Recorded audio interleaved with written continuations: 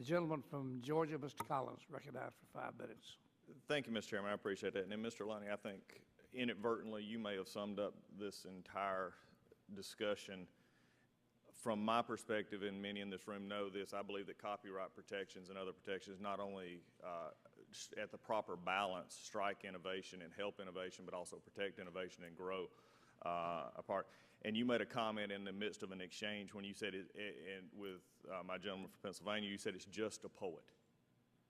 And that struck me, and it may come strangely to others, just a poet. Poets have changed the world.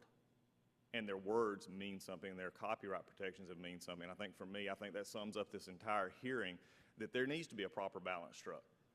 But when you just say it's just a poet, it's just a writer, was Hemingway just a writer?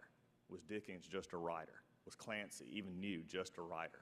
That's the heart of what we're talking about here today. And it was not meant in any way, except you just sort of summed it up in an offhanded way. But I think that's really where we're at today. But I'm not with you. I'm down here with Mr. Malamud. I want to continue off of the discussion that my friend from California discussed. That's the definition of law. And we do have an interesting comment here because I am from Georgia, and you have a, let's just say, a difference. And I appreciate all of what you do. I think what you do is really a service, a public service. I have a problem with where we're at right now, a little bit with what we're defining. And in your letter to the Senator McCoon, Speaker Ralston, and Pro Tem Schaefer in my state of Georgia, you said the official code of Georgia annotated every component of it is the official law. I want to explore that a little bit. And I just have some short questions so we can get to a little bit more. What is an annotation? An annotation can be anything from some freelance editorial comment by some commercial provider to the comments by the Legislative Council or the state itself as to the import of the code. Thank you. Is an annotation a statute? Well, now, I'm really glad you asked that question, because that actually comes to the crux of one of the problems that we face and why I think this committee might want to deal with this issue. I'm just a computer guy. I'm a law school dropout. I want to put all 50 state laws online. If you go to the official... Well, let's stop right there. Okay. I have no problem there. Yes. The law itself. I think the problem we're getting into is the definition. That's why I said, what is an annotation? And if you go to the free public website, it took 3 clicks to get there on the Georgia legislative page, of which I was a member for 6 years.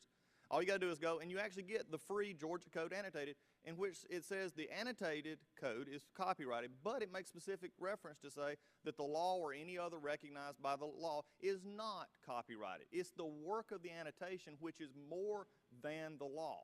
But Congressman, the terms of use of that free site prohibit me from making a copy of that. It specifically prohibits all public and nonprofit. Well, what it prohibits you from doing is taking a book and copying it and turning it in as your own work. And when I was in school, that was called cheating or plagiarism, or however else you want to describe it. So, I mean, I think that, look, the questions that are coming here, the annotation part is really where we're getting here. And you make a claim, and I've read your book here, and you made a comment that says that states such as Georgia, Idaho, Mississippi, with all due respect, Idaho and Mississippi, I'm not as concerned with them right now, have spread fear, uncertainty, and doubt sufficient to throw a deep chill on their ardor. And that makes great prose. And you're a good author, and if you were the part of this, then you should have it protected. Although this is, I actually... But if you put it out to everybody, that's your choice. Okay? But you're not, and frankly, I believe you're being disingenuous here. To throw a deep chill when you can go 3 steps and get it for free? I think the part that I'm concerned about here is really, it's the bigger step of taking part of which we all recognize the law, okay? The statute is the gentleman from California made what we vote on, that code, that actual non-annotated, non-commented on. I mean, to say that an annotation is the law would be about like taking this committee memo and saying it is part of the federal code. That's just not true. It's written by someone else. It's input by someone else.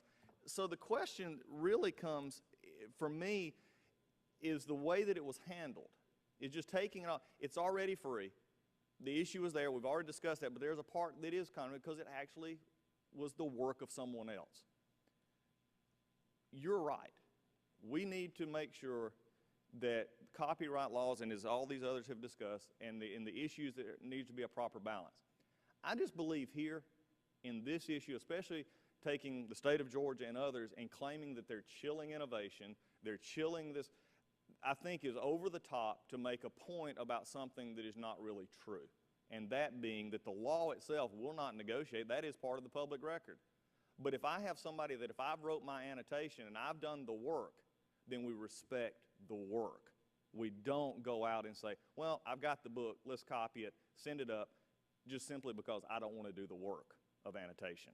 And I think that's the problem I have. And with that, we'll have many more conversations. I appreciate your work. I appreciate the rest of them being here. But I think that goes back to the heart of it here. If you do the work, the protection's there, not taking a shortcut because you just simply don't want to do the work. Mr. Chairman, I yield back. I thank the